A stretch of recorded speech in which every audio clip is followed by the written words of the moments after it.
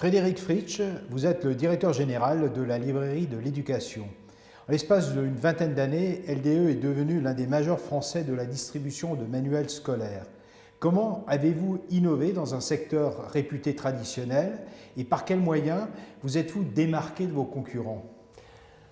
Alors au moment de notre création en 1999, le marché était très mûr et dominé principalement par de grands acteurs dont la force principale était le prix.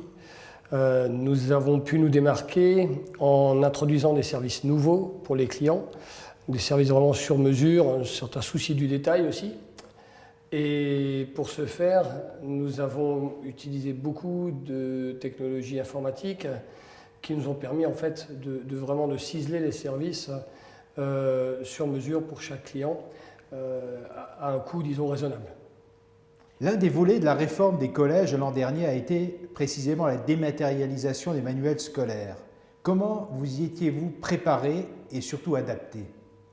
Alors ça, c'est une longue histoire parce que le numérique scolaire a commencé, si vous voulez, quasiment au moment de notre création, au tout début des années 2000, à la fin du boom Internet. Et donc, depuis les années 2005-2007, nous avions le manuel scolaire numérique dans le viseur. Simplement, nous sommes un distributeur. Et donc, ce n'est pas nous qui maîtrisons les produits que nous mettons sur le marché. Et pendant une dizaine d'années, disons que le marché s'est un peu cherché entre des éditeurs qui devaient investir lourdement, sans avoir de garantie de chiffre d'affaires ensuite, et le ministère qui hésitait aussi à aller dans cette voie-là.